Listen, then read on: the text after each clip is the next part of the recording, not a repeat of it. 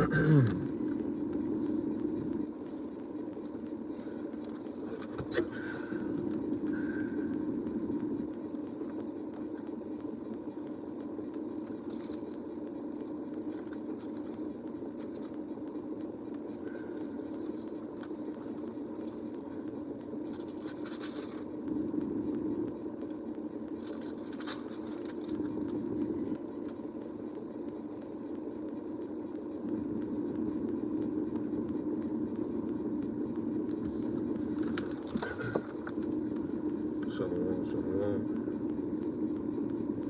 First off, giving all honor, glory, and praises to the Most High God, Yahweh, and His only begotten Son, Yahweh Shah, who the world ignorantly calls Jesus, right? With a battle axe of the Most High, coming up with another turned up Thursdays. What in the world? Coming up with another turned up Thursdays. In the spirit of the Most High, trying to give some edification through the spirit, man. You know what I'm saying? First thing I want to do is, strong shalom to all the brothers and sisters out here pushing this truth, being an example out here. You know what I'm saying? And honor goes to the captains, the officers, the soldiers. You know what I'm saying? Not only just in our camp, but in other camps as well, man. Being an example and a light to the world, showing our people by example and leading the path.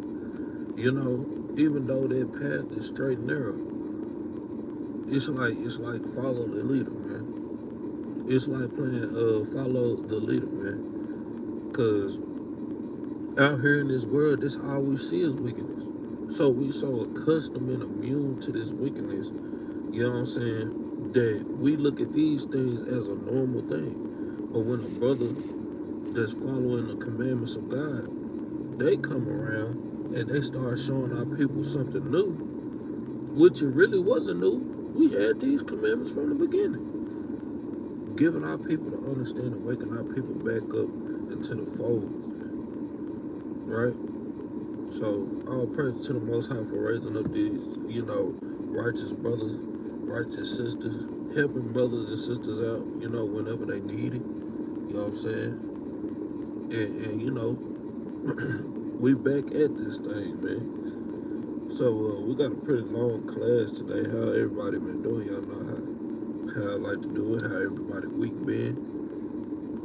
If you want to put in a chat, you can. If not, we still gonna throw up the prayers, man. But today's class is the split of the kingdom and the history of the kings, man. Right? Part 1. I forgot to put the part 1 in there, but I'm gonna go in there and change it later. Lord's willing. Because the thing about it is, our people, matter of fact, all people, they have no knowledge of the Old Testament. They have no knowledge or understanding of what happened. Why is the Lord talking about Gentiles? Why is the Lord talking about Greeks? Why is the Lord talking about not? And a lot of people don't have that understanding. If you see YouTube channel Elite Laws, you will understand. Brother, we don't need nobody YouTube channel. The Bible tells you to study to show thyself approved, right? And that's why we're going through this history now today. Because a lot of people think salvation is for everybody. They think that the Gentiles, which are the heathens, are the ones that's going to be saved, right? They think these Greeks are the ones that's going to be saved. But these people, they don't have the understanding of the split of the kingdom. They don't have that understanding of the history of the kings, man. What happened in the book of 1st and 2nd Kings, man, right? So I kind of went through the book of 1st Kings. I know, if y'all was in Sunday class, Capt Benaniyah was like, man, go through that history. Go through the history of the kings, man. And I'm going to tell you, it was a struggle. just, to get these things pinpointed accurately, it was a struggle. You know what I'm saying? And you gotta really pay attention to what's going on in the scriptures. It says, I've been doing real good. I wish my family would wake up, right? And getting the truth. It says, and getting the truth. Quit selling birthdays. Quit celebrating birthday, holidays. And that's what we all want. We all want for our families. You know what I'm saying? Even me. I want for my family, to be saved. You know what I'm saying? I want my family to start keeping the laws, statutes, and commandments of God. Plenty of people around here that I love, in wickedness and folly, even though they know I joke around with them, and I be like, hey, man, you need to put that cigarette down, man. Hey, stop smoking that weed. You know what I'm saying? I might pull up a Friday, I might say something like off of Friday. He said, what he say, what we call that at 14th Baptist Church, we call that a sin. You know what I'm saying? I'm playing around, but I'm being for real. You know what I'm saying? I'm being for real. Like, come up out of these wicked ways. Stop smoking weed. Stop drinking to get drunk. You know what I'm saying? Stop whoring out the sisters. Stop doggone sisters, stop being harlots. Right? Get married. Dress appropriately. You know what I'm saying? These are the things we out here, we pushing to the four corners of the earth because our people just don't know. You know what I'm saying? We look at these things as like this is normal. This is our lifestyle now. But the Most High God has ordained the blacks, Hispanics, and Native Americans to be kings and princesses on this earth, to lead this world. And that's the thing, even in Isaiah chapter 2 and verse 3, when the righteous get back in rulership, because I know y'all starting to see it. I'm going to touch this little part and then I'm going to get into the class. I know y'all starting to see this thing. White people going against white people. Africans going against Africans. Chinese people against Chinese. Japanese people against Japanese. All these different people, they going against each other. You know what I'm saying? They going against their own race, man. They literally going, this is how you know, because think about what they're doing to the blacks, Hispanics, and Native Americans. Y'all don't think that they see these things? The main people who's on the bottom of society, they look at us and they be like, these people really didn't do nothing wrong. We did in the eyes of the Most High. Yes, we did. We broke the commandments of God. But we just trying to make it. We just trying to live. We just trying to stay out the way. Why you think our people always partying and having a good time? Because we don't know when our end is going to come. Right? But we bringing the truth to the world so that, just like how Christ said, you shall know the truth, and the truth shall set you free. And what is that truth? The laws, statutes, and commandments. The laws, statutes, and commandments, according to Psalms chapter 119 and 142, these commandments are what's the truth, man. And that's what's going to set you free from these curses, man. Right? It's also going to unlock the understanding of the scriptures, man. Right? So, hopefully, this class may be edifying today. Like I was saying, it says, the title of the class, excuse me.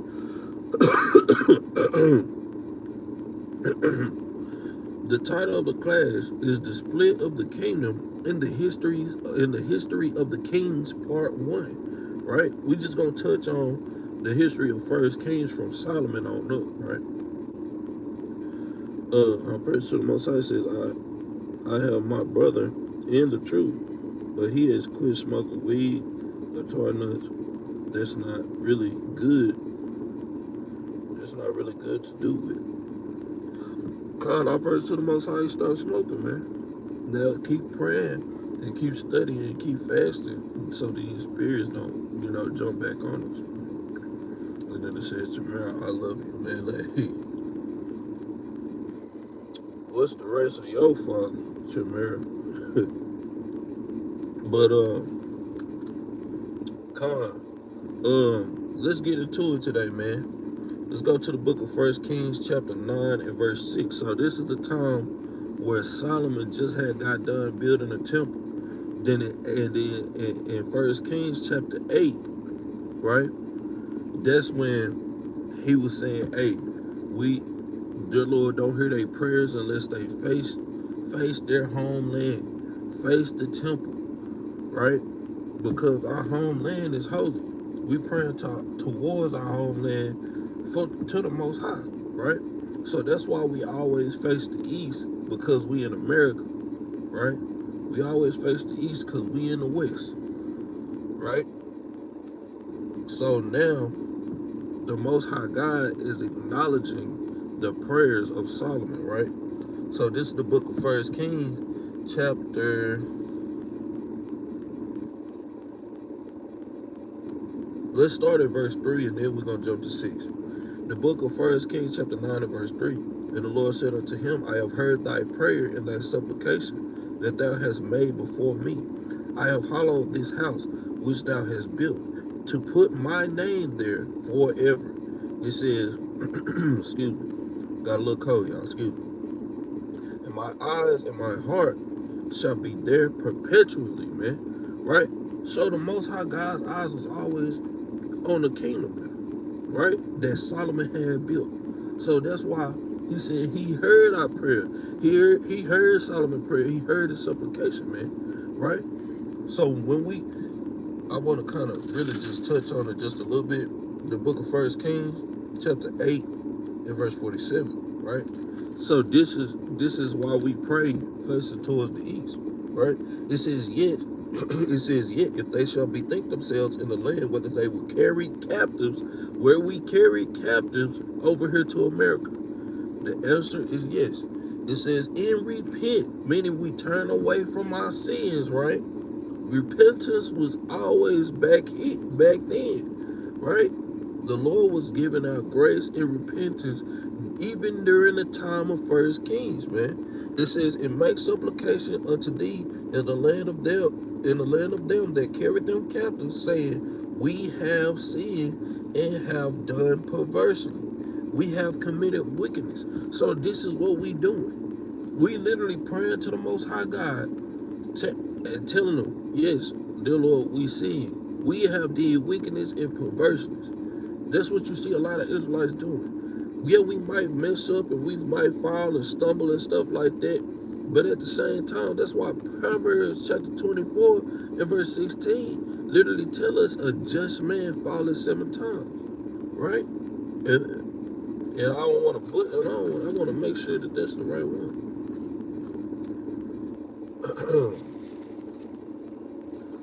I might be being dyslexic,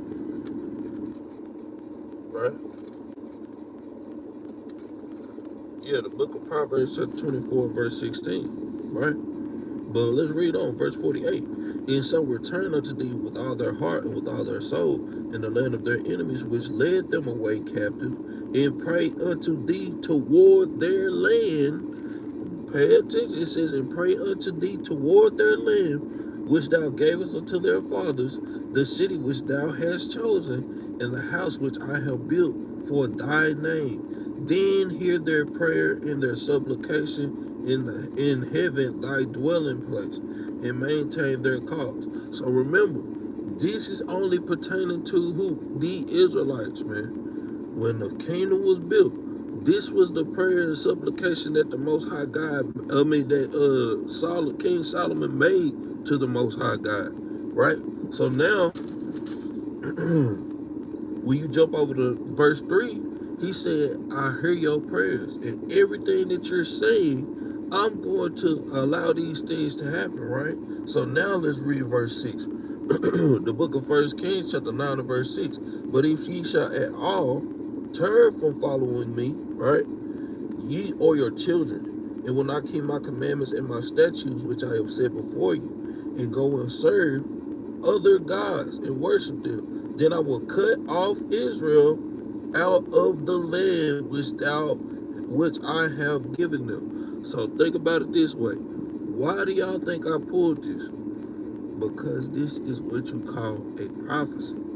If he's telling you, if you do this, then I will cut them off. And guess what? When King Solomon went off, what happened? We finna get it. Let's read on though. It says, verse 7 from the top. Then I will cut them out of the land which I have given them in this house, which I have hallowed for my name, and I will cast out,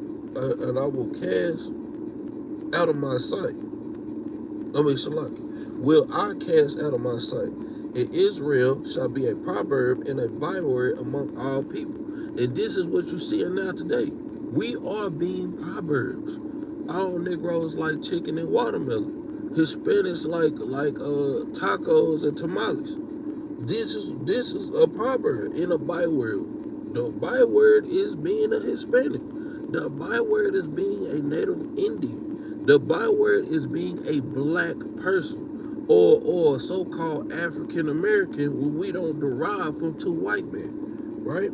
It says, and at this house, which is high, everyone that passeth by shall be astonished and shall hiss, and they shall say, why hath the Lord done this unto this land and to this house, right?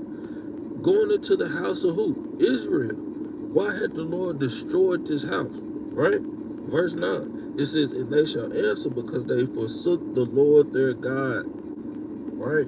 This is who brought forth their fathers out of the land of Egypt and have taken hold upon other gods and have worshipped them and have served them. Therefore had the Lord brought upon them all this evil, man. So now we starting to get an understanding what happened, just the beginning part of what happened in the split of the kingdom. The Lord casting us out, already telling us, hey, this is the agreement that I'm making with y'all. I'm going to cast y'all off and I'm going to destroy that temple that you built unto me, right? If you break my commandment that I'm giving to you and serve other gods. So now let's go to the book of 1 Kings chapter 11, because we got it's a lot of reading to do, right? Let's see what Solomon did to upset the Most High God. The book of 1 Kings chapter 11 and verse 1. But King Solomon loved many strange women, together the daughter of Pharaoh, women of the Moabites, Ammonites, Edomites, Zidonians, and Hittites, of the nations concerning which the Lord said unto the children of Israel, ye shall not go into them, neither shall they come in unto you, for surely they will turn away your heart after their gods. Solomon clave unto these in love, man. So in Deuteronomy chapter 7 and verse 3, the Most High God, really you can start at verse 1 and read down to verse 3 and 4. The Most High God told us already before 1 Kings chapter 9 was even established, that guess what? We was not supposed to mix and mingle with the other nations. Why? Because their hearts was gonna turn, because they gods was gonna turn away our hearts from following the Most High.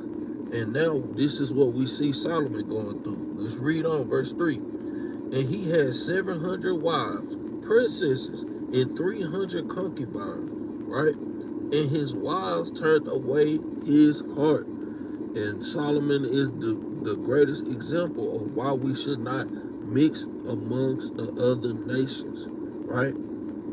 This is a great example of why we should not mix with other nations. And we see it even now today. Even now today, we see a black man with a white girl, and then that white girl turn around and flip the whole script and get that black man hated by all types of white people, and they start lynching and hanging him and doing all this other stuff to our people. We just tell y'all, leave these people alone. They evil in the mug, bro. Like, they evil as heck. Leave these people alone. And then they turn around and they start persecuting you and they start killing you and doing all types of stuff to you. And you wonder why. The Most High God told you not to deal with these other nations. Why? Because they got different spirits upon them. We are holy people, meaning we're separated from everybody else. We don't do what everybody else does, right? But let's read on, verse 4.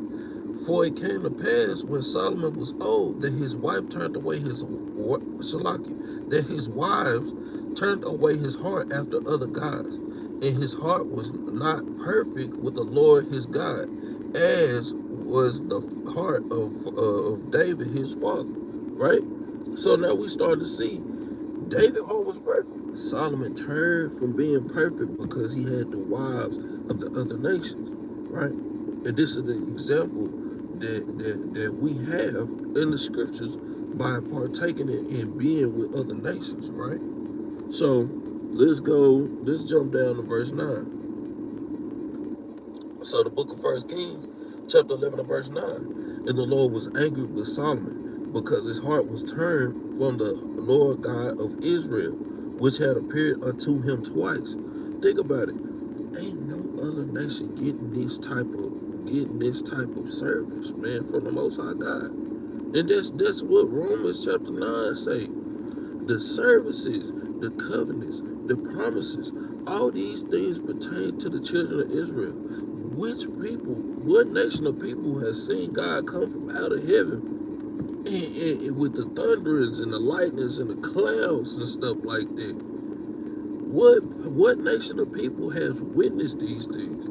Only the so-called blacks, Hispanics, and Native Americans. Y'all are the Israelites, right? So watch this.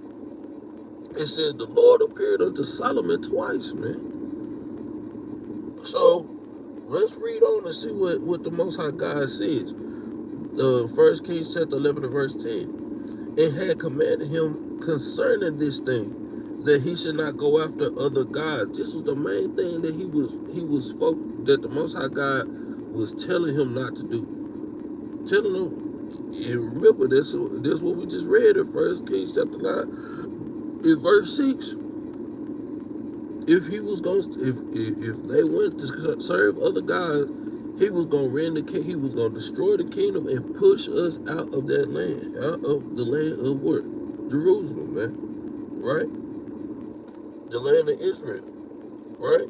So, verse 11. Wherefore the Lord said unto Solomon, for as much as ye have done, it says, for as much as this is done of thee, and thou hast not kept my covenant and my statutes which I have commanded thee, I will surely rend the kingdom from thee and give it to thy servant, man.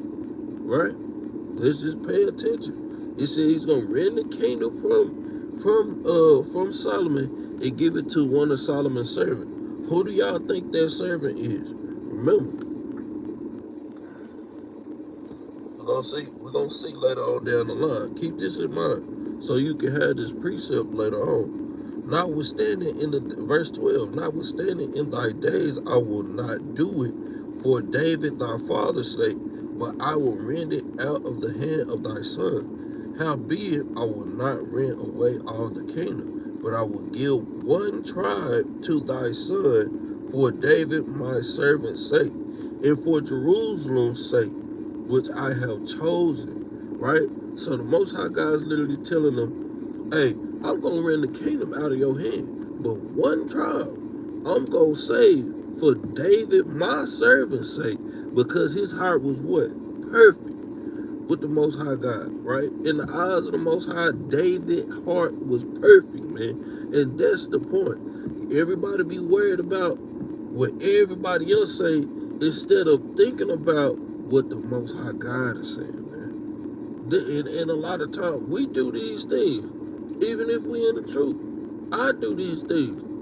So we got to start focusing on the things that's pleasing to the Lord, and then forsaking the ways and the things that is pleasing unto men, right?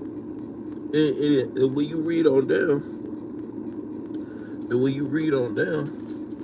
it starts to go into how the Most High God raised up the Edomite to be an adversary against David, and how he started having all types of wars and tensions and stuff, right? But we gonna jump down to, wait a second, I want to jump the gun. We're gonna jump down to verse, because it was prophesied.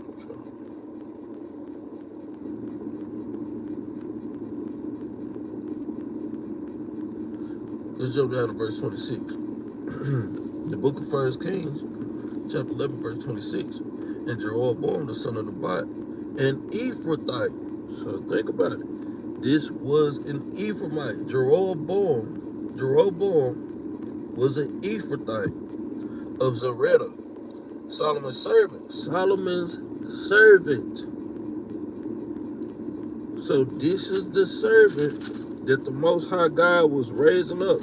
All you had to do is jump over to verse 26. Write that down. Verse 26, it says, Solomon's servant, whose mother's name was Zeruiah, a widow woman, even he lifted up his hands against the king. And this was the cause that he lifted up his hand against the king. Solomon built Milo, right? And repaired the breaches of the city of David his father. And the man Jerubbaal was a mighty man of value.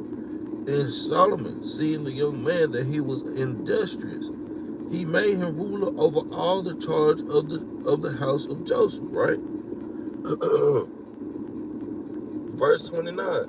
And it came to pass, And it came to pass. Verse 29, it came to pass.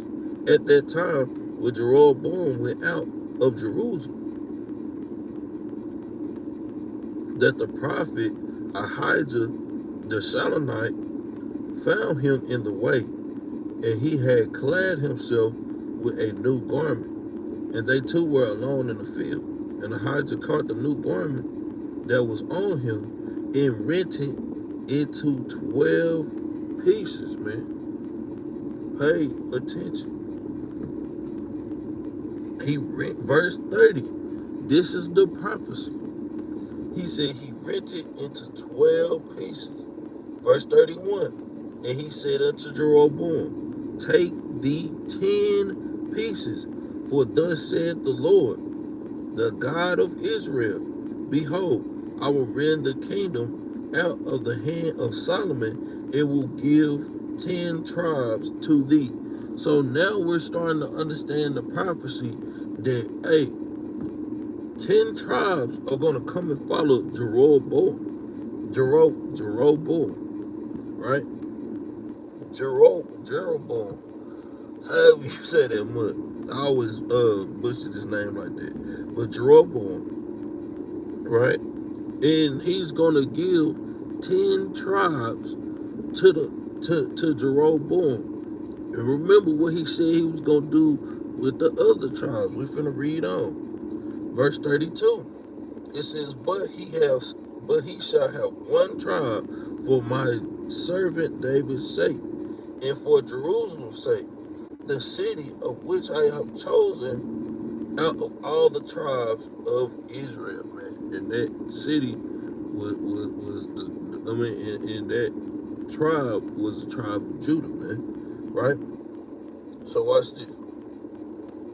Because they have forsaken me, right? Because that they have forsaken me and have worshipped Asherah, the goddess of the Zidonians, Chemosh, the god of the Moabites, Malcolm, the god of the children of Ammon, and have not walked in my ways to do that which is right in my eyes, to keep my statutes and my judgments as did David his father.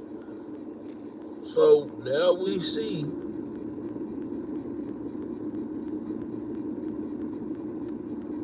we'll celebrate birthdays. It says now we see that guess what? Because he started started worshiping all these other gods, the Most High God is rendering the kingdom out of King Solomon's hand, right? Verse 34, he says, howbeit I will not take the whole kingdom out of his hand, but I will make him prince all the days of his life, for David my servant's sake, whom I choose, because he kept my commandments and my statutes. Right? I'll turn the scene. Right? So after this, when Jerubbaal, when Solomon seen that Jerubbaal was literally being told from the Most High that he was going to be king over 10 tribes of the children of Israel, Solomon sought to kill him, man. Right? So when we jump down, we see that Jerubbaal fled into Egypt away from Solomon, right? And he stayed there until the death of Solomon, right? So now we reading down let's go ahead and just get verse 43. And I don't want to read chapter 12 the whole thing, but it's like we got to read the whole thing because it's like so much information in there. Verse 43, it says Solomon slept with the book of 1 Kings, chapter 11, verse 43.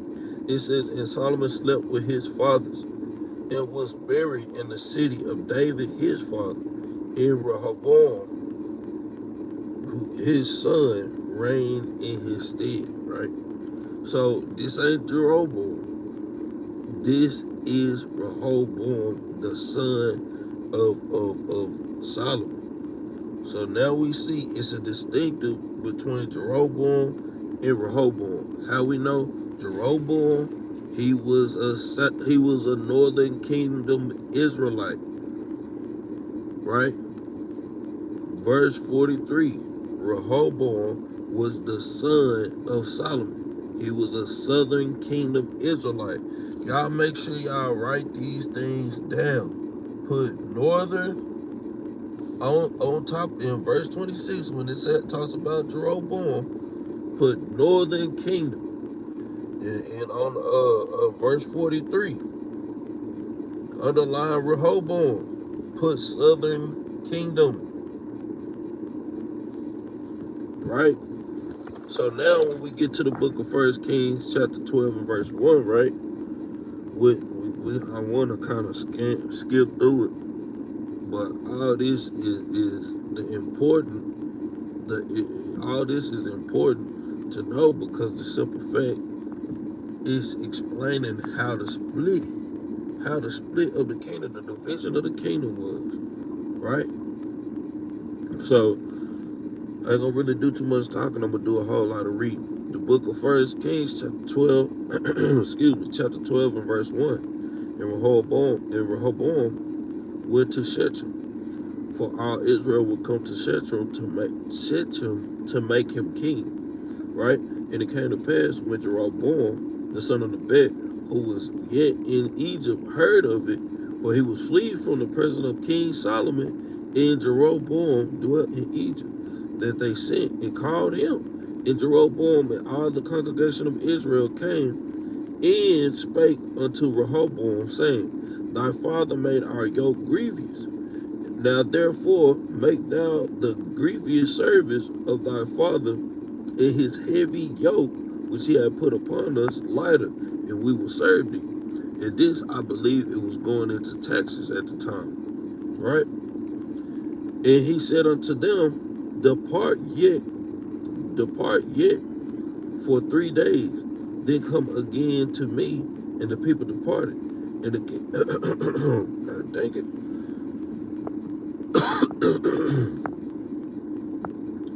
Shalak. Verse 6. And the king Rehoboam consulted with the old man that stood before Solomon, his father, while he yet lived, and said, how do ye advise that I may answer this people? And they spake unto him, saying, if thou wilt be a servant unto this people this day, and will serve them, and answer them, and speak good words unto them, speak good words to them, then they will be thy servants forever. So the elders is basically giving him the understanding. If you speak good to these people, that's the same thing in Proverbs chapter 15 and verse 1. A soft answer turneth away wrath, but grievous words stir up anger. Shalom, 420 elders, right? I don't know what you're talking about. I don't know what you're trying to comply them things to what we got going on, what the class is going on, right? But the elders is telling him, speak soft answers to these people, and they gonna serve you forever, man. But let's see what he did. Verse 8. But he forsook the counsel of the old man which they had given him, and consulted with the young men that were grown up with him, and which stood before him, right?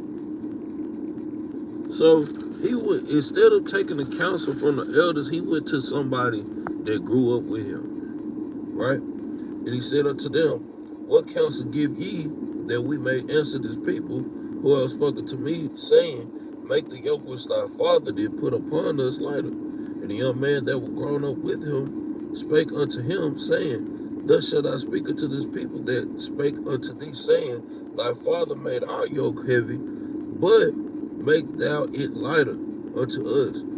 Thus shalt thou say unto them, my little finger shall be thicker than my father's loins, right? So he's basically saying, my little finger gonna be thicker than my father's loins. This is what he's telling them. This is what they telling him, telling Rehoboam to say to the tribes of Israel, right?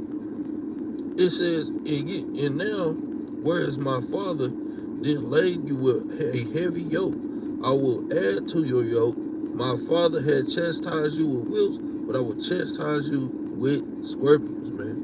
And in the younger cats, they telling him to speak roughly to these people, man, right?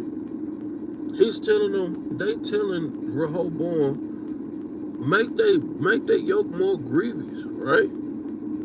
Let's read on. Verse 12. So Jeroboam and all the people that came to Rehoboam the third day, as the king had appointed, saying, come to me again the third day. And the king answered the people roughly, and forsook the old man's counsel that they gave him. Excuse me. And spake to them after the counsel of the young man, saying, my father made your yoke heavy, and I will add to your yoke. My father also chastised you with whips, but I will chastise you with scorpions. Wherefore the king hearkened not unto the people, for the cause was from the Lord, man. Y'all gotta understand, some majority of the time, this is Officer Bill Carr here at the plantation, Jake Paul 1. Okay, why is he on the Jake Paul 1 then? Well, I'm like, that's crazy. Shalom, Sister Terry Jacob. I don't know, man. But verse 14. Verse 14. Verse 15 from the top. It says, wherefore the king hearkened not unto the people, for this cause was from the Lord, that he might perform his saying, which he spake by Jehoiada the Shilonite unto Jerubbaal the son of Nebat, right? So now we start to see the prophecy starting to be fulfilled. These things took place. It happened because it was a prophecy from the Lord that 10 tribes was going to go and serve who? Jeroboam, right? Let's read on, verse 16. So when all Israel saw that the king hearkened not unto them, the people answered the king, saying, what portion have we in David? Neither have we inheritance in the son of Jesse. To your tents, O Israel, now see to thy own house. David, so, now see to thy own house. David. So Israel departed unto their tents, man. And now we starting to see, they like, hey man, what part do we have? What inheritance do we have in David? Y'all want you want everything. You making our yoke hard. You making these taxes and stuff like that hard on us. It's like, what portion do we have in David? But all these things was because the Lord literally had prophesied that these things was gonna happen, man. Shalom, Watsonville, right? But verse 17. But as for the children of Israel, which dwelt in the cities of Judah, Rehoboam reigned over them, man. Right? So you see the 10 tribes, they moving off, right? They went back to their tents. Shalom, brother Azariah. They moving on. They went back to their tents, right? Then you see that the children of Judah was the only house that remained, right? Excuse me. Verse 18. And Rehoboam reigned over the children of Judah. Verse 18. Then Rehoboam sent Adoram, who was over the tribute, and all Israel stoned him with stones. Then he died.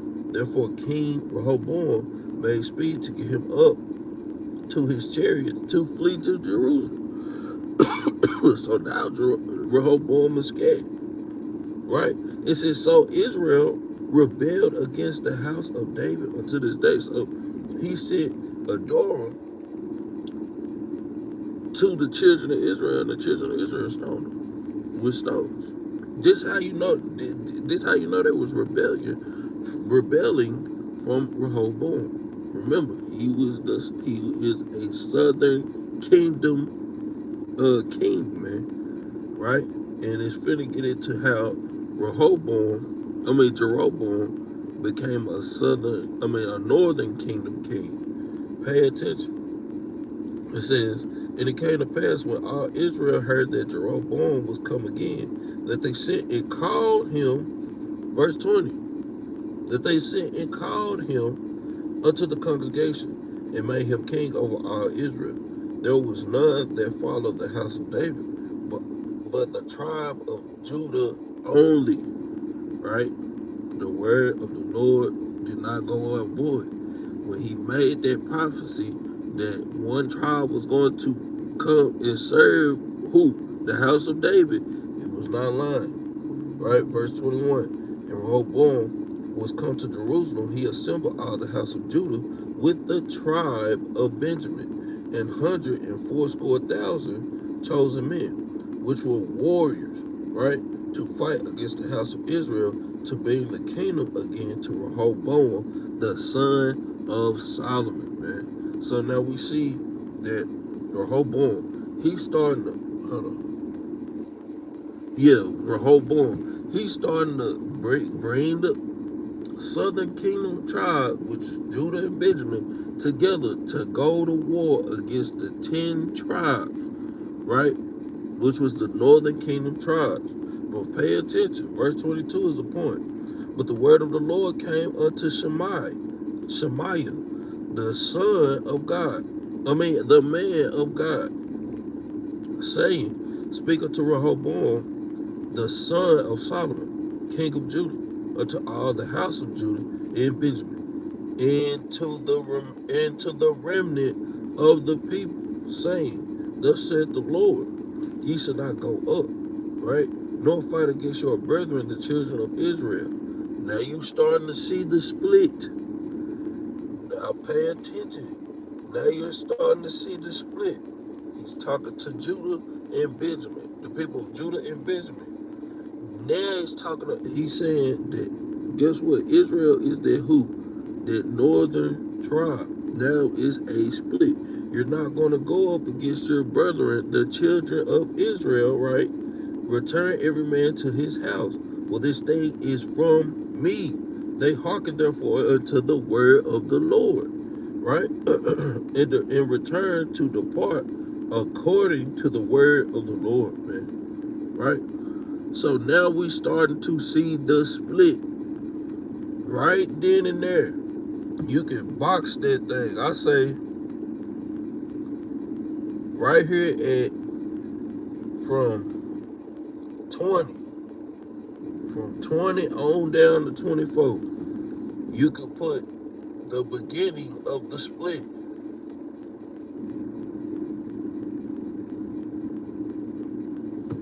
Really, it's this whole chapter. Because really the beginning of the split starts to come from 16 through 19. But it's you're starting to actually see the split right there, like in verse 23, 24. You're starting to see that the Most High God is splitting them up, right? So let's go to verse 25. Then Rehoboam built Shechem in Mount Ephraim and dwelt therein, and went out from thence and built Peniel, right? So this is what, pay attention. This is Jerubbaal, northern kingdom. He's starting to go to, he went to Shechem. He built Shechem. Remember, what is Shechem?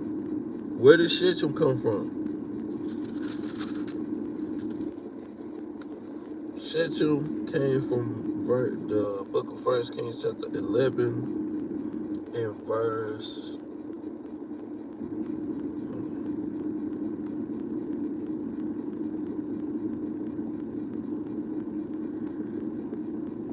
Dang.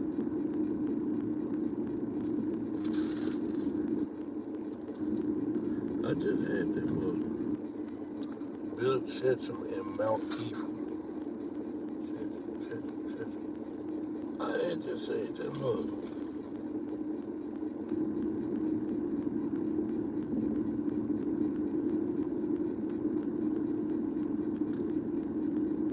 Dang, I just had that book. But anyway, let's read on. Underline that thing because I'm going to go back and find that book too. It says, built Shechem in Mount Ephraim and dwelt therein, and went out from thence and built Peniel. What? Right? He built Peniel. Underline that as well. It says that Jerubbaal said in his heart, now shall the kingdom return to the house of David. These things was built for other gods, man. These things were built for other gods. Where it says he built Shechem in Mount Ephraim and built Peniel, these things were for other gods, right? That's why he's saying, now shall the minds of the kingdom, the northern tribe Israelites, they are going to go back to serving Rehoboam, because I have done these things, right? Well, let's pay attention. Verse 27, if this people go up to do sacrifice in the house of the Lord at Jerusalem, then shall the heart of this people turn again to their Lord, even unto Rehoboam the king of Judah. So think about it. Now, he's saying Rehoboam the king of Judah. Jerubbaal is the king of what? Israel. This is the division. And I'm gonna tell you, what help you a lot, you get this right here. These things I'm talking about, they know about the uniting of the kingdom, and they know about the split of the kingdom. They know about the division of the kingdom, man. They know about these things. This is a good book to have. I had to snag this thing from Capt Benaniyah. They know about the dividing of the kingdom. Look at that. Right there. Divided kingdom. Jerubbaal. Wait a second. It's up here. Jerubbaal. Rehoboam. These things are heavy. They know about the split of the kingdom. They just don't want to admit that Israelites are those Gentiles. They don't want to admit that the Most High God cast off 10 tribes. But which I really want to get, because the tribe of Levi came back in the book of 2nd Chronicles, I think, like 36.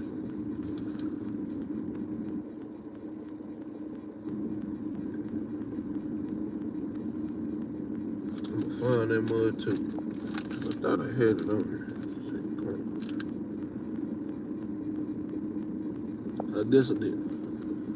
Because they had raised up. Now the reason why the Levites came back into the fold, and it was 3 tribes, which were the Jews, the tribe of Judah, the tribe of Benjamin, and the tribe of Levi. The northern tribes, instead of setting up the Levites, they used other men to put in high places to make those sacrifices unto those gods, which made the children the children of the Levites come back to the fold to serve in the house of David, right? So the book of Second Chronicles, I know what it is. 2nd Chronicles 11. I'm gonna read this real quick. 2nd Chronicles 11. 13 through 14. Let me see.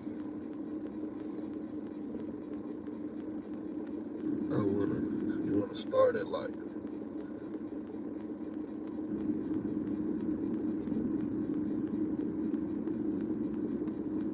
let's just read it. The book of 2nd Chronicles chapter 11 and verse 13, right? And the priests and the Levites that were in all Israel resorted to him out of all their coasts. For the Levites left their suburbs and their positions and came to Judah and Jerusalem.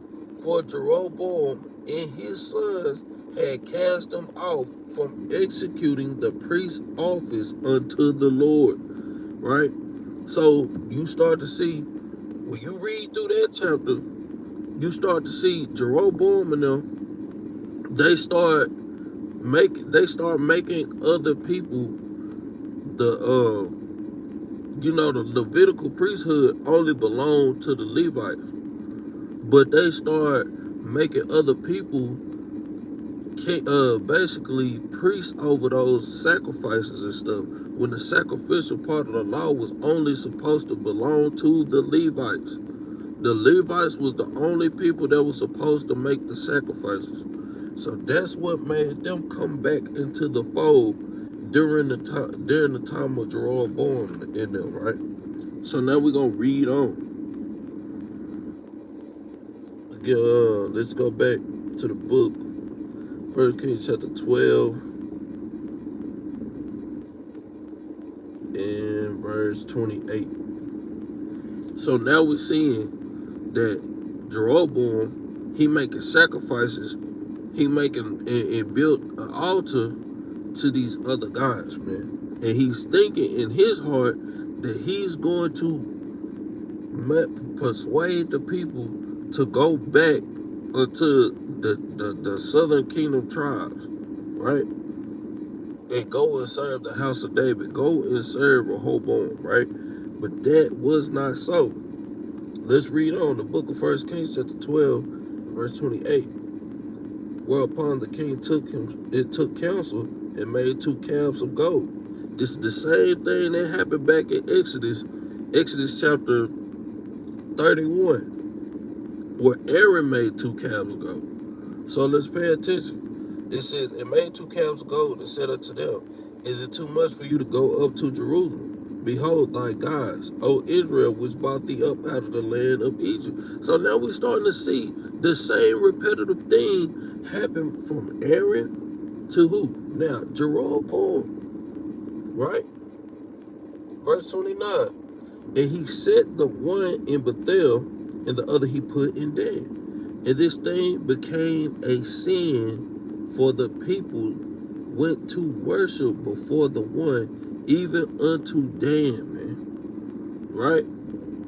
So now we're starting to get an understanding of what made the northern tribes go off. Right?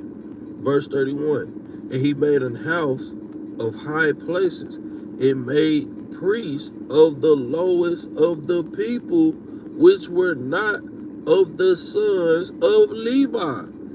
That's where you put your Second Chronicles chapter 11 and verse 13 and verse 14. It further explains. That's why I had to read this whole chapter in order to give the understanding.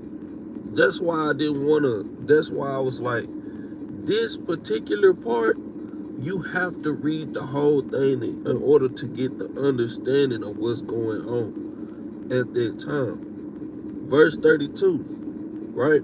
It says, and Jerubbaal ordained a feast in the 8th month, on the 15th day of the month, like unto the feast that is in Judah. And he offered upon the altar. So did he in Bethel, sacrificing unto the calves that he made. And he placed in Bethel the priests of the high places which he had made. So now we're starting to see why the Levites came back into the fold with the children of Judah and the children of Benjamin, man. Right? He's putting people in high places that's not supposed to be there. Right? Verse 33. So he offered upon the altar which he had made in Bethel the 15th day of the 8th month, even in the month which he had devised of his own heart, right? The heart of man, right? It says it ordained unto the children of Israel, and he offered upon the altar in burnt incense, man, right? So now that we kind of got an understanding of the split of the kingdom and what made them, what do you say? I've never catch any Christian channel discuss God condoning slavery. So what are you trying to say? God didn't condone slavery to the children of Israel because they didn't keep the commandments of God. It was always prophesied in the book of Deuteronomy chapter 28. Why won't y'all go in the scriptures and read that thing from the front to the back to get an understanding on why the Most High God says these things? We made a covenant, meaning an agreement with the Most High God that we would keep the laws, statutes, and commandments. And if we didn't, he was going to put us into what? Captivity. It's just that plain. It's just that simple. All the blacks, Hispanics, and Native Americans had to do was keep the commandments in order not to go into slavery. We getting into it now. And we finna get to the time of Nebuchadnezzar, but it's not going to be in this class. This is just part 1. But we going through the history of First Kings, right? Shalom, Elijah, right? We're going through the history of First Kings. Now we're finna get the understanding of the division between the northern kingdom and the southern kingdom, right? And I want y'all to write down these timelines as well. So, boom. Jerubbaal was at the time of 931 BC. Write these things down. Write these things down in your scriptures, man. You can go to the beginning of 1 Kings chapter 12, where it talks about Jerubbaal. Underline Rehoboam, put 931 BC. Same thing. Verse 2. Underline Jerubbaal, 931 BC. Right? Now let's jump over. Go to the book of 1 Kings, chapter 14. And let's read verses 1 and 2. I don't think I want to read that one.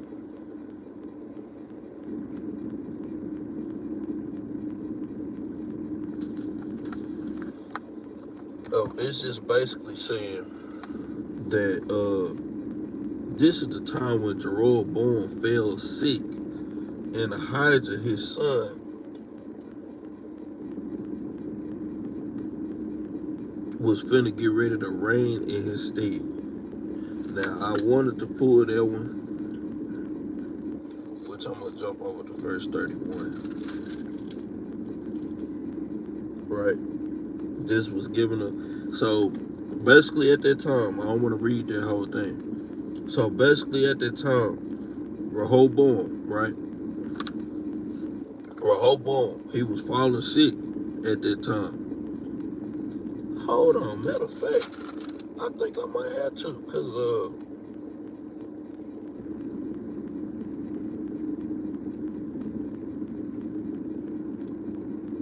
nah, it's alright. So at that time, Rehoboam fell sick, and he sent his son to prophesy to the prophet, right? I think it was either his son or his wife. He sent the son or his wife to the prophet to see if he could I forgot, like he kind of like was like, could he see if he could get healed from this particular type of thing that he was going through.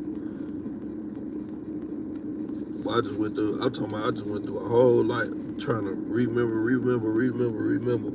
a whole lot of this stuff. So the prophet told him, so the prophet told him from the Most High God that he was surely gonna die. So now when you jump over to 1 Kings chapter 14 and verse 31, it says, and Rehoboam slept with his fathers, and was buried with his fathers in the city of David. And his mother name was Namiah, and Ammonitis. And Abijah, his son, reigned in his stead, right? So now we see Abijah reigning over who? The southern kingdom, man. Right? Let's jump down. 1 Kings chapter 15 and verse 1. Now the 18th year of King Jerubbaal, the son of Nebat, reigned Abijah over Judah. So Abijah is reigning over the southern kingdom, right? Make sure y'all write that thing down. Abijah reigning over the southern kingdom. Abijah, 913 BC. Matter of fact, I'm gonna write it down too. 913 BC. Right?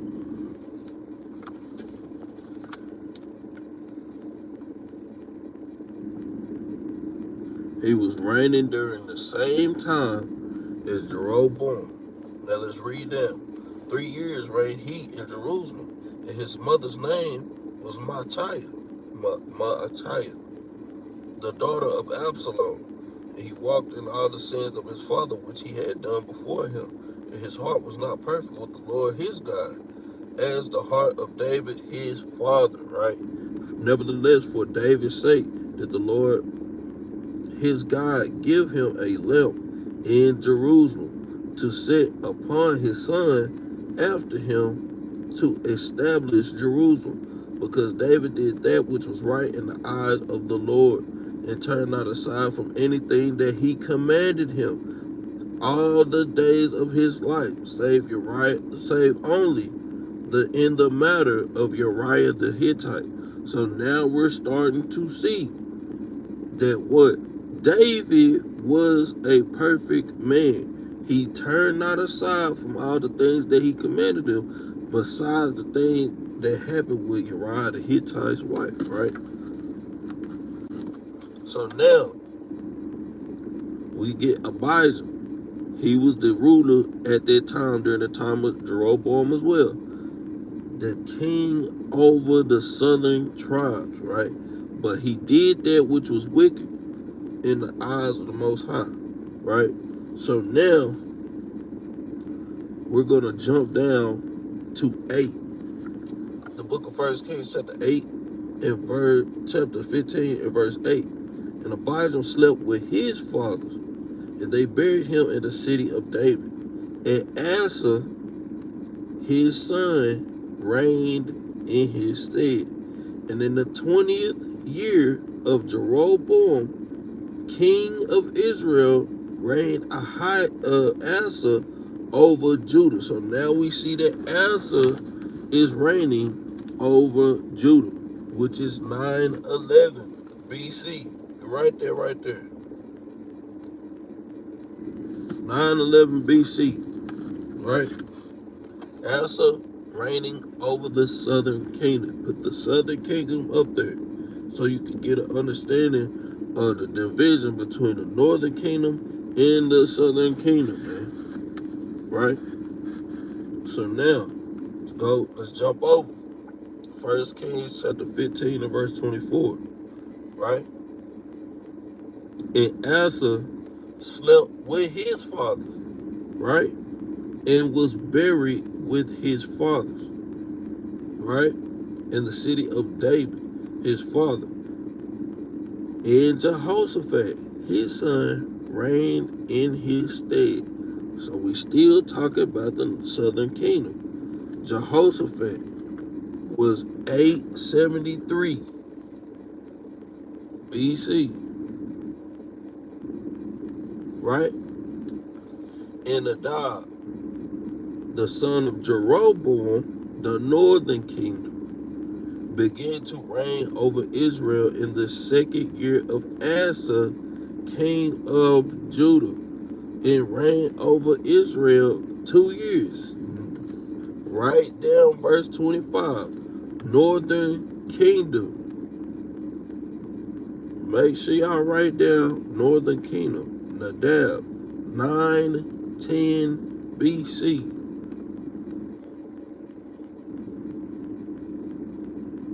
Two years.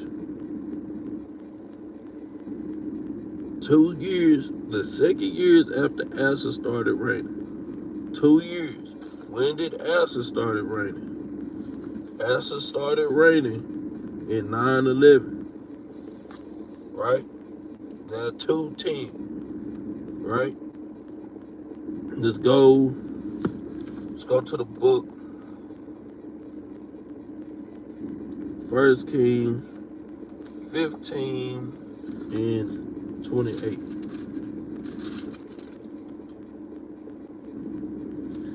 The book of 1 Kings chapter 15 and verse 28. And in the 3rd year of Asa, the king of Judah. Remember, even though it said Jehoshaphat was get the understanding of what time Jehoshaphat was reigning. Don't get them things mixed up. Matter of fact, I gotta go back to it. Remember, Jehoshaphat, he started reigning at 873 BC. Right? Asa, he was reigning at 911 BC. Alright?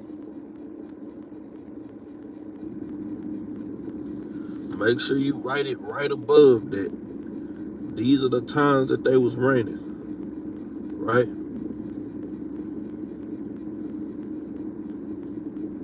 Matter of fact, we should have started at verse 27. So let's go to the book of 1 Kings. Let's just jump down 15 and verse 27. And Baasha,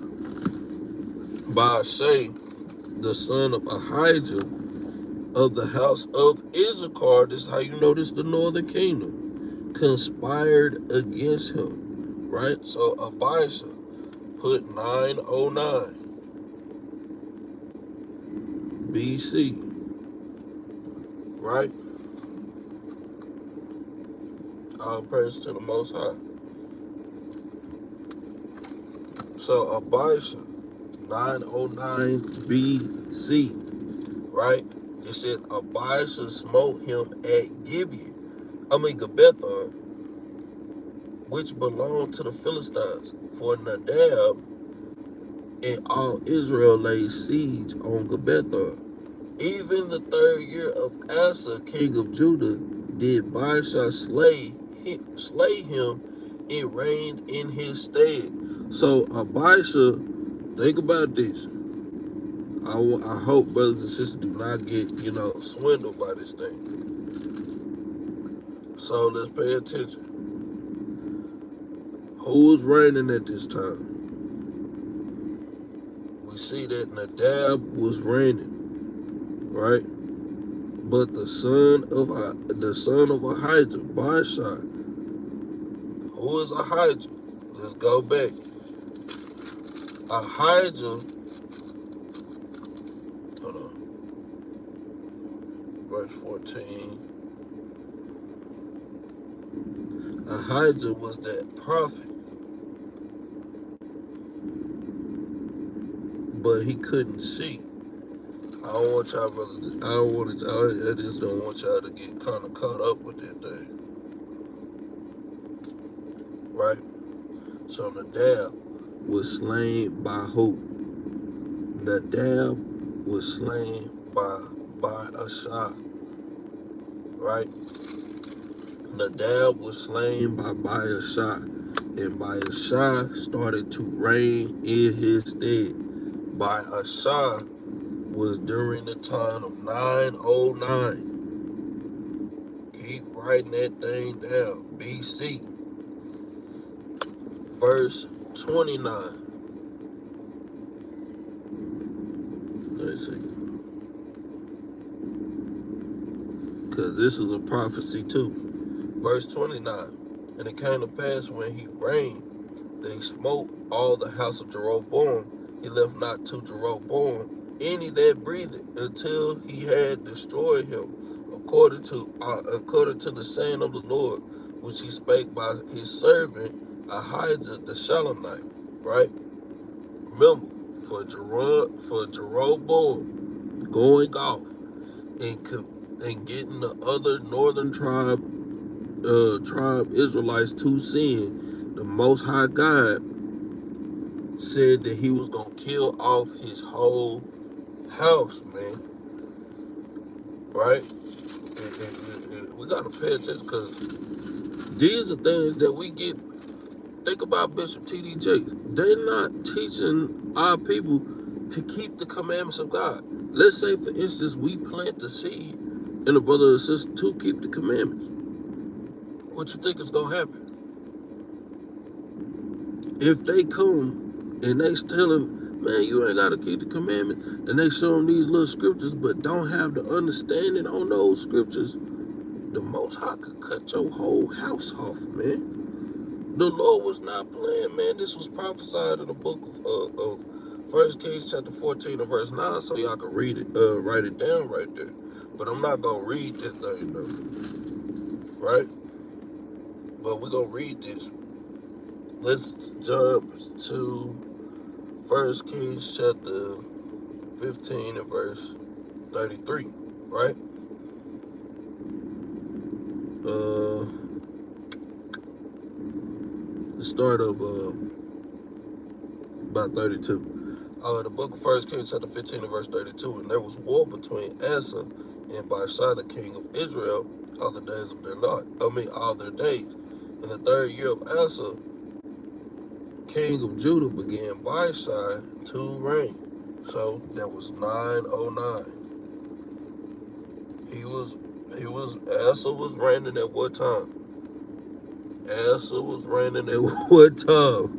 God dang, hey look, Asa was reigning at 911, right? 911 BC. This is some history, man, to go through. I'm trying to kind of get through it, and we only right here at Asa, right? In Baasha. So now we got like, I want to say like about 7 more precepts going through the history of the kings. This is just the first king, and we're trying to do the second part in the second Kings, like around, like hopefully, let's say you know, within these next 2 weeks. You know what I'm saying? But because it's the only reason why y'all gotta pay close attention is because of the history. The history you don't want to get mixed up because it's telling you, oh, this person reigned at this time, this person reigned at this time, you know, and you thinking it's talking about another person, but it's just saying that this person reigned after that person. He was the next to reign after this person. Like for example, when you go to when you jump back up real quick to verse 24, it says, and Asa slept with his fathers and was buried with his fathers in the city of David, his father. And Jehoshaphat his son reigned in his stead. And Nadab, the son of Jerubbaal, reigned over Israel in the 2nd year of Asa, king of Judah, and reigned over Israel 2 years. So think about that thing. It said he was during the time of Asa. Nadab was during the time of Asa, not Jehoshaphat. That's why, you know, I'm trying to take my time a little bit with this thing, because you can most definitely get thrown off. So y'all forgive me if I'm a little bit stumbling. But now that we see Abishai, he slayed Nadab. He was the ruler over the northern kingdom. Make sure y'all write that thing down. Nadab, northern kingdom. Abishai, northern kingdom. Make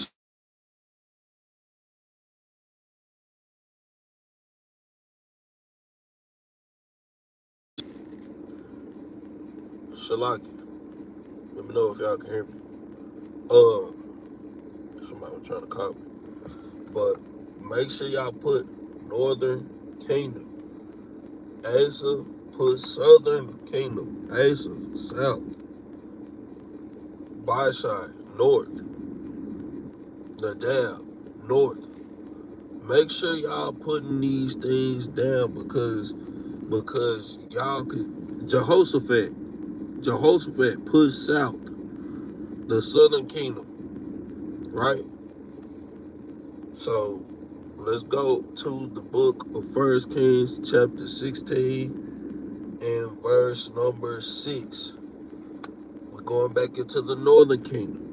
The book of 1 Kings chapter 16 and verse 6. So Abishai slept with his fathers and was buried in Tirzah.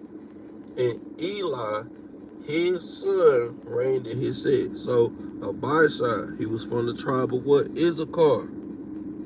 You can put that up there too, right?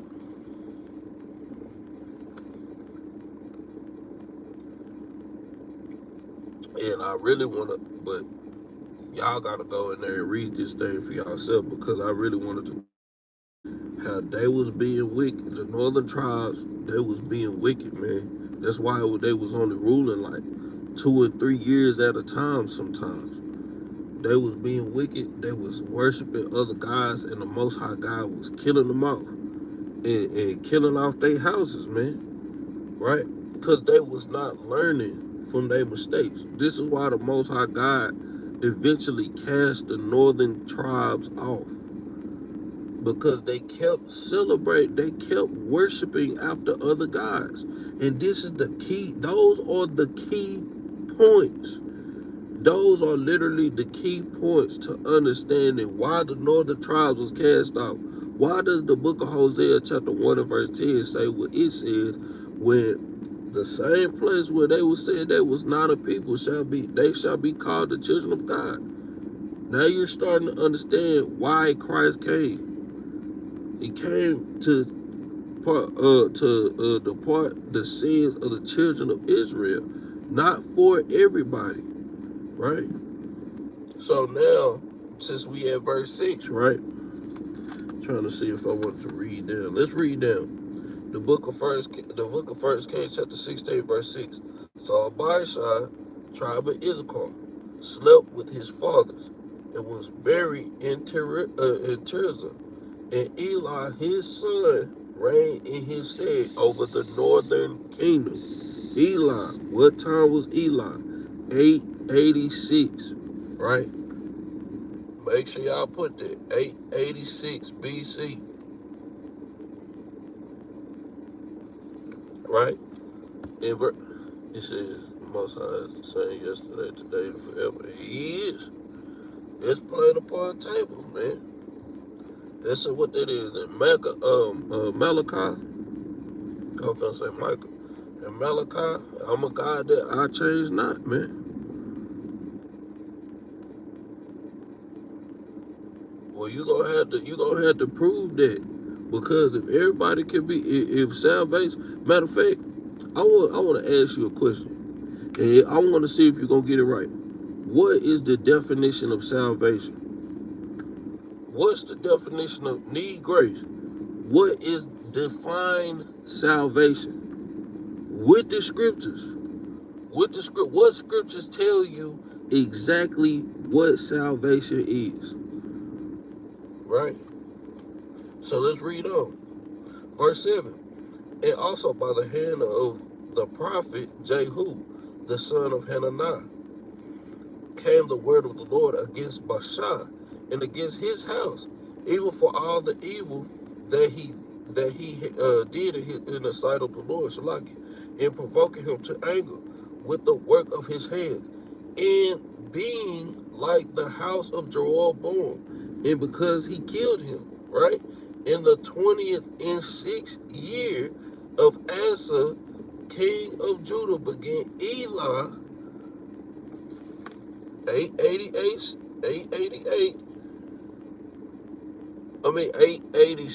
BC. 886 BC, Eli, the son of Baasha, who was the southern, which was Issachar, southern kingdom, began to reign over Israel.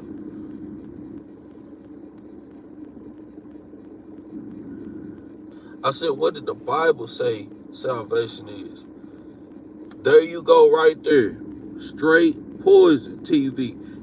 It says salvation is to be saved from your enemies. You can read that in, like he said, in Psalms 83. You can read that in the book of First Chronicles chapter 16 and verse 35. And you can read it in the book of Luke chapter 1 and verse 68 through 71. If salvation is being saved from your enemies, and everybody is on top of the blacks, Hispanics, and Native Americans, who needs salvation? Right? Who needs salvation? No, we ain't swapping nothing. We dealing on the same point that you just, you know what I'm saying? We ain't swapping nothing. You said salvation is for everybody when the scriptures tell you who salvation is for. The Most High God ain't delivered no other nation from a whole other nation of people but the Israelites. Who else has he delivered from a whole nother nation of people? And that's my point exactly. Straight poison. So Luke chapter 1 and verse 71 gives you the full definition and understanding of the word salvation, meaning to be saved from your enemies. Who is the main people going through poverty today, going through slavery today? Who is the main people getting shot down in the streets? You got to deal with these things. Because I tried to talk to Debunk in Hebrew. He talked about salvation equals everyone. I asked him to define the word salvation, and the only thing he could tell me was deliverance. I said, deliverance from what? Because they'll tell you two things. It's either one, from sin, or two, from your enemies. Enemies is out. Your enemies, it don't look good for you. Because the Israelites are the only ones going through slavery back and forth and getting delivered from their enemies throughout the whole Bible. And if you want to say it's sin, what is the definition of sin? 1 John chapter 3 and verse 4. Sin is the transgression of the law. Who was the commandments given to? The Israelites. So how can they even partake in either one? You can't use the word salvation and say that salvation belongs to everybody when the heathen can't partake in either one of those. It don't make sense. Make that thing make sense. That's why debunking Hebrews, he ain't even answer my question. All I did was answer him a simple question. What is define the word salvation? He said deliverance. Then I said deliverance from what? I never got an answer, man. Never. Right? But let's get back into this class. Right? So let's go to the book of 1 Kings, chapter 16, in verse 8 again. Because I want to make sure y'all got this. In the 26th year of Asa, the southern kingdom Israelite, the southern kingdom king of Israel, of Judah, began Eli, a northern kingdom Israelite, to reign, right? Began Eli, the son of Baasha, to reign over Israel. Remember, Baasha is from the tribe of Issachar. It says begin to reign over Israel in terms of 2 years, right? Let's read down. And his servant Zimri, captain of his chariots, conspired against him. So his own servant, Eli, his servant, conspired against him as he was in Tirzah, drinking himself drunk in the house of Arza, steward of the house in Tirzah. And Zimri went in and smote him and killed him. And in the 27th year of Asa, king of Judah, reigned. In the Shalaki. Let me read it again. In the 20th and 7th year of Asa, king of Judah, the southern tribe, and reigned in his stead. So Zimri killed who? Eli.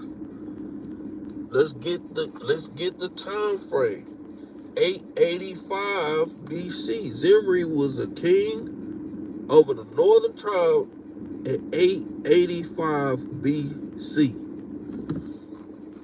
Right? Zimri was over the northern tribe. I want y'all to still continue to underline Asa and keep putting the southern southern right there. He was the ruler over the southern kingdom. He was just saying that he was ruling at the same time as Asa. Right? That's all it is. Asa was ruling from what? 911 all the way to, hold on, it's right here. 870. Asa ruled from 911 to 870. And these are some good things to have, man. 911 BC, Asa ruled from 911 BC to 870 BC. And remember, time clicks down, going towards Christ. Time is clicking down, right? And then when it get past Christ, time clicks up to what? AD, Adodenomy, right? So let's read. Let's go to. It's from Baasha to Eli. Now from Eli to Zimri. Zimri, he was reigning at 885 BC, right? Verse, because it's talking about how he destroyed all the house of Baasha because he went off, right? And Eli to Zimri. So what do I want to read? 15. Let's read 15 through 18. Let's just read that. It says, in the 27th year of Asa, king of Judah. Remember, put southern tribe. Put 911 to 870 BC. Did Zimri reign? Zimri, 885 BC. Put northern Zimri, put northern kingdom. 7 days in Tirzah, and the people were encamped against Gibbethah, which belonged to the Philistines. And the people that were encamped heard say Zimri had conspired and had also slain the king. Wherefore all Israel made Omri the captain of the host, king over Israel that day in the camp. I want y'all to pay attention. It was a split within the split of the northern tribes. So the southern and the northern tribe, they split. But in between the northern tribes, when Zimri started ruling, Omri, they chose Omri to start ruling at the same time Zimri started to rule. Pay attention. So let's go to remember, Zimri was 885 BC. And I want y'all box these things so y'all can get, y'all won't get too thrown off. Box it and put Northern Kingdom.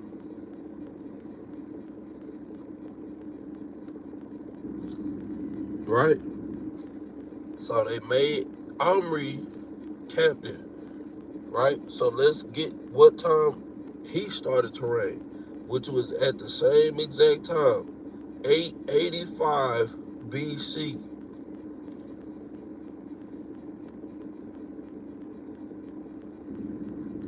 Right?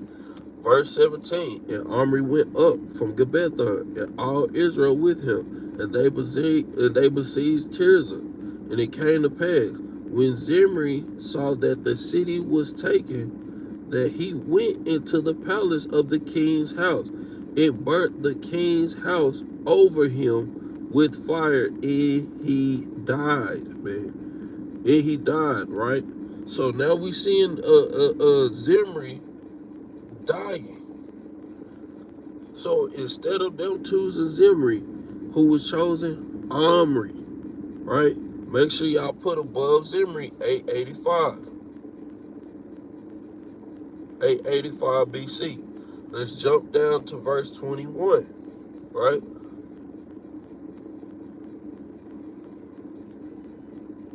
So it was what? Pay attention, because this thing finna get a little tricky. Verse 21. Shalaki. The book of 1 Kings, chapter 16 and verse 21. Then were the people of Israel divided into two parts. So now the northern tribes were divided into two parts. Right? Pay attention. Have the people follow Tibnah. All right, Tibnah. He was 885 as well.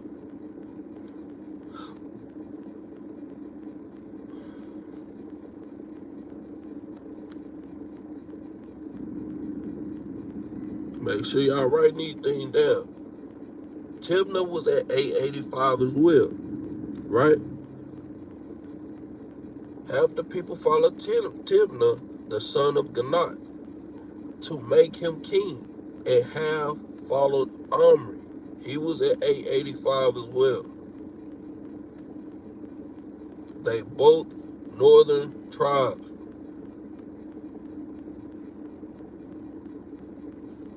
But the people that follow Omri prevailed against the people that followed Tibnah, and of Ganath. Tibnah, the son of Ganath. So Tibnah died, and Omri reigned. Right? Tibnah died, and Omri reigned. So remember, all that happened in 885 BC.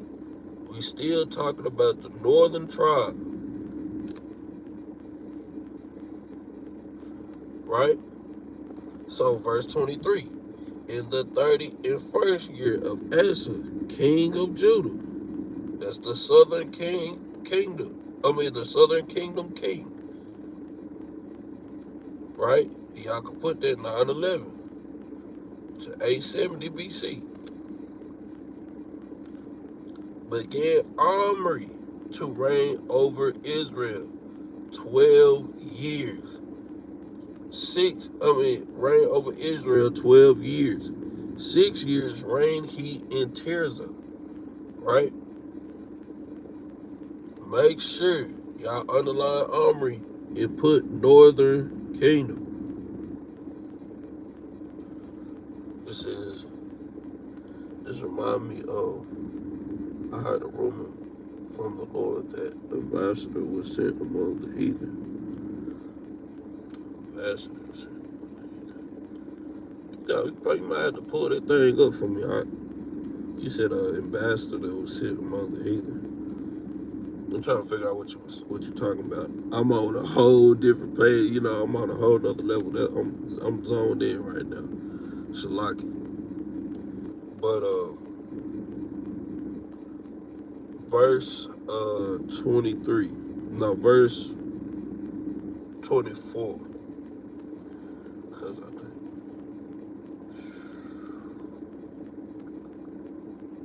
we got about three more kings, 3 or 4 more kings to go through, right? And this is just the book of First Kings, right? So make sure y'all underline it Omri. When y'all write Omri, put 885 BC,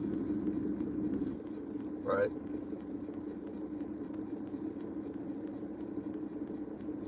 And he reigned 12 years, right? So even when you look in here, all you gotta do, go to Omri. It say Omri reigned from 885 to 874.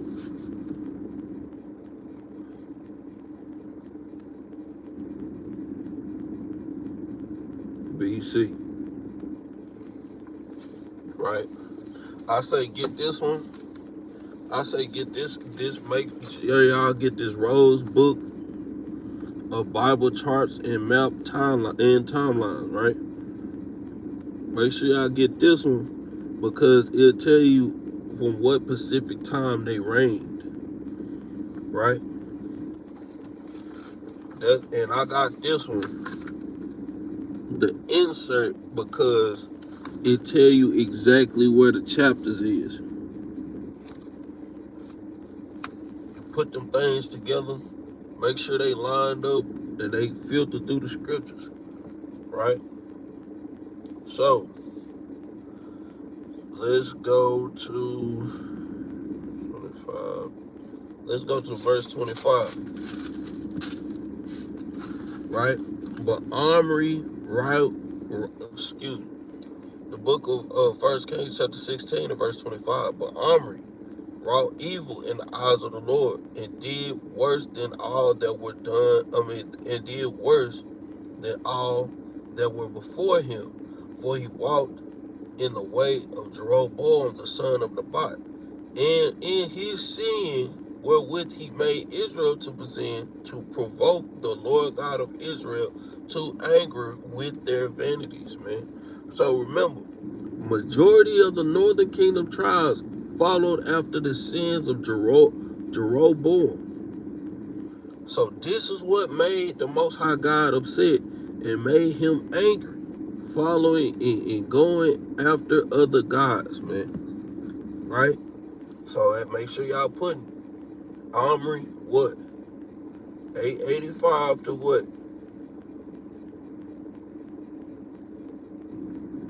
874. Right? So let's jump down to verse 28. The book of 1 Kings, chapter 16, verse 28. So Omri slept with his fathers and was buried in Samaria, and Ahab, his son, reigned in his stead. So remember, y'all put right there, 885 BC to what? 874 BC on Omri. Make sure you put Northern Kingdom. And was buried in Samaria. And Ahab, yes, Ahab and Jezebel, which I really kind of want to do a class over as well. You know what I'm saying? So I'm thinking about it. And it's probably gonna have to be like after I'm done with the history of the kings, right? But Ahab, his son, reigned in his stead. So Omri, he was rose up. He was chosen 885 BC to 874 BC. Northern tribe king. Ahab, his son, reigned in his stead. Ahab, 874 BC. Make sure y'all put northern. Right? So, let's keep reading down to like verse 33. Verse 29, the book of 1 Kings, chapter 16, verse 29. And in the 30th and 8th year of Asa, king of Judah, began Ahab, the son of Omri, to reign over Israel. Reign over the northern tribe. Did not say Judah. That's where we get the word Jew from.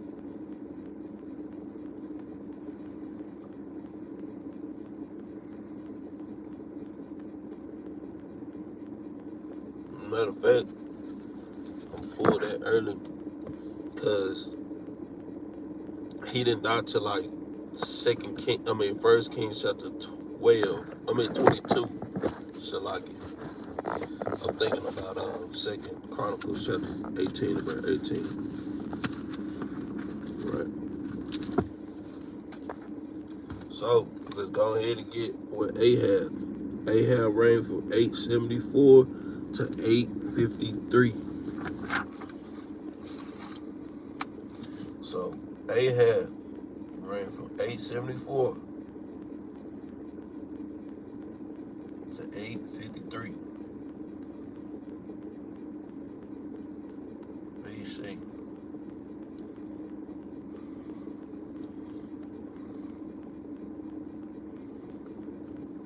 Right? And then verse 29 from the top, and in the 38th year of Asa, the king of Judah, began Ahab, the son of Omri, to reign over Israel. And Ahab, the son of Omri, reigned over Israel in Samaria 22 years. So make sure y'all put right there, 874 to 853 BC. And Ahab, the son of Omri, did evil in the sight of the Lord, above all that were before him. And it came to pass, as if it had been a light thing for him to walk in the sins of Jerubbaal, the son of Nebat, that he took to wife Jezebel, the daughter of Ithbaal, king of the Zidonians, and went and served Baal and worshipped him. And he reared up an altar for Baal in the house of Baal, which he had built in Samaria. So he literally built an altar to make sacrifices unto Baal, man. This is wild. Humans, the only living organism that needs a book to tell them how to behave. And you know what? That's a heavy hitter, because the Most High God already knew how our minds was. Jeremiah 17:9. It tell you The heart is deceitful above all things and desperately wicked. Who can know it? Then verse 10 proceeds to tell you, I, the Lord, search the hearts and try the reins and give every man to according to his doings, man. So the Most High God already knew that our minds and our hearts wasn't right. You can read that in the book of 2 Ezra chapter 3 and verse 20. Yet he took not away from us a wicked heart, so that his laws would bring forth fruit. He wants us to keep the commandments so we can bring forth fruit, right? So now we got to Ahab, right? So let's go from, let's read now. Verse 33, and Ahab made a groove, and Ahab did more to provoke the Lord God of Israel to anger than all the kings that were before him, right? So we got like two more kings.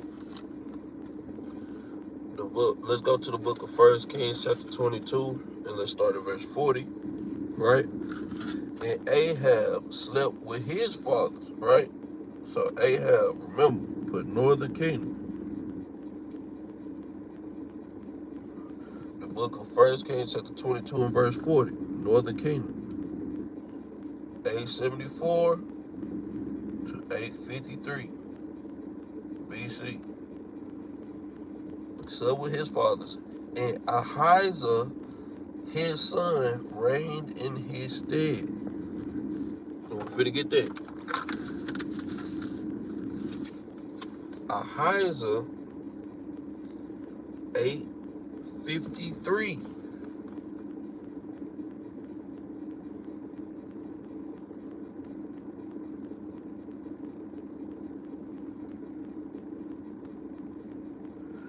Ahijah was reigning in 853 over the northern tribes, right?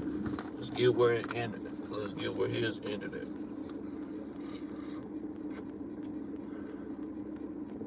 To 852. He didn't even reign long. 853 to 852.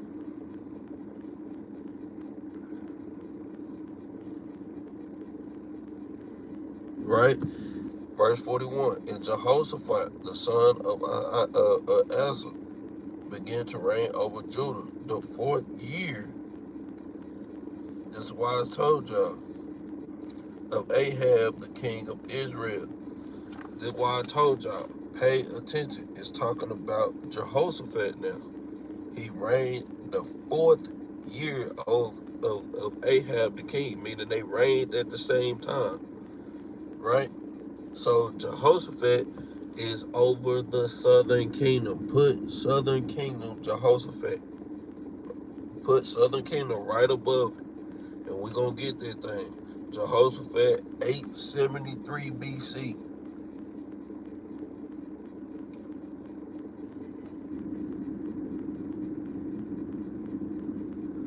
Right? Jehoshaphat, 873. And let's look in here. 873 to 848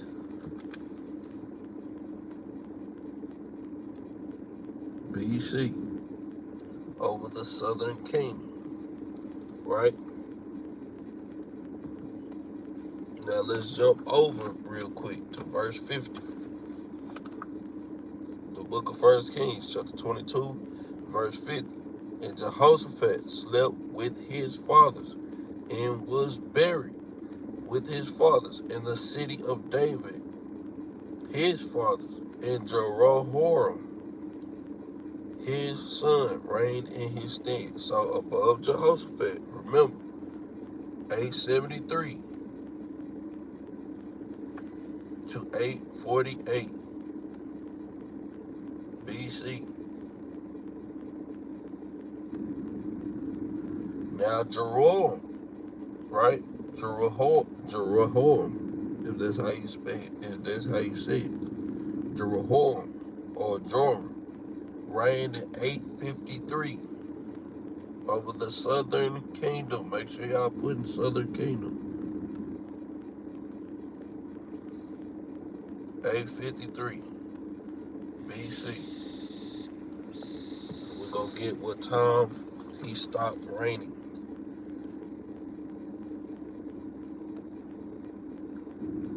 841. Hold on, wait a second.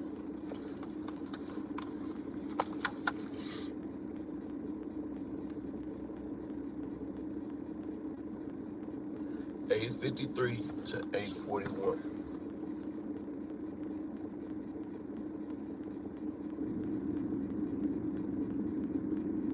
BC, over the southern kingdom. Ahaziah, the son of Ahab, began to reign over Israel and Samaria the 17th year of Jehoshaphat, king of Judah.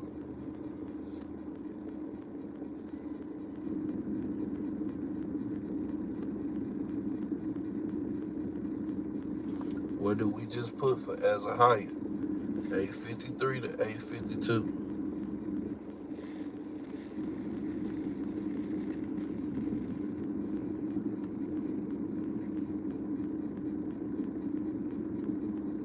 Over the northern kingdom. Hopefully this class was edifying to you, brothers and sisters. And with that, I say shalom. Y'all brothers and sisters, stay tuned to these classes. Brother, also Kai brought out a mighty class over the memorial, blowing the trumpets last night. I might not be saying nothing in that mug, but I most definitely be watching, right? I most definitely be watching. But hopefully y'all get an understanding between what was going on between the northern kingdom and the southern kingdom. You see, the people that was of the southern kingdom was living longer than the people that was of the northern kingdom. And the only reason because of that was they kept sinning and doing evil in the eyes of the Most High. That's why the Most High kept casting them off, man. Right? This is just part one. Right? This is just part one. So, like I said, the name and the title of the class is The Split of the Kingdom in the History of the Kings, man. So, hopefully y'all got hopefully y'all got them timelines and times telling you exactly which king ruled at what time. You see that the northern kingdom tribes was the northern kingdom kings was literally getting put to death because they kept falling into the sins of Jerubbaal, right? You see that the southern kingdom tribes, you don't hear too much about them because they was doing what they were supposed to do, right? So all praise to the Most High. Y'all brothers and sisters, like, share, and subscribe. Help push this truth to the four corners of the earth. Remember, the memorial blowing of trumpets is coming up on it's gonna be a double Sabbath. Make sure you brothers and sisters buying what y'all need today and tomorrow, right? Y'all make sure y'all buying what y'all need today and tomorrow. You know, put in your alms, put in your money for the food and stuff like that, man, because that, it just don't come out of thin air, right? But today's laws for the day is going according to the class. Exodus chapter 20 and verse 3 through 6.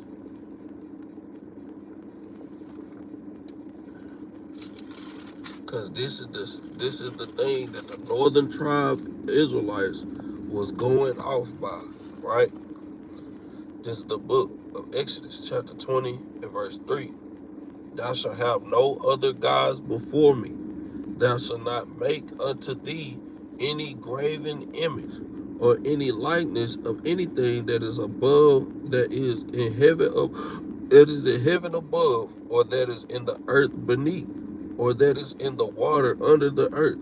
Thou shalt not bow down thyself to them, nor serve them, for I, the Lord thy God, am a jealous God, visiting the iniquity of the fathers upon the children unto the third and fourth generation of them that hate me, and showing mercy unto thousands of them that love me and keep my commandments. So in plain terms, the people that's loving the Most High God is doing what? Keeping the commandments, man. And we see throughout the book of just the book of First Kings itself, the northern tribes kept forsaking the Most High, kept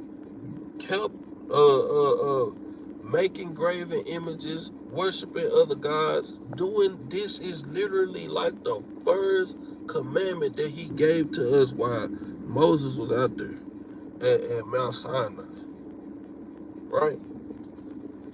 So this is the heaviest part, because the first commandment that he gave us at Mount Sinai was literally the commandments that they was breaking. The first commandment, loving the Lord. How do you love the Lord? Verse 6 tell you. Will you read it again? Exodus chapter 20 verse 6. And showing mercy unto thousands of those that love me and keep my commandments. If you love the Most High God, you're going to keep the commandments, man. Right? All praise to the Most High. Hopefully this class is edifying. Remember, brothers and sisters, memorial blowing of trumpets, man. That thing is on Saturday night into Sunday. No buying, no selling. It is a new moon. It's a double Sabbath. Get everything y'all need today and tomorrow, so y'all will be better prepared on this memorial blowing the trumpet when it comes, right? So all praise to the Most High, and with that, I say shalom.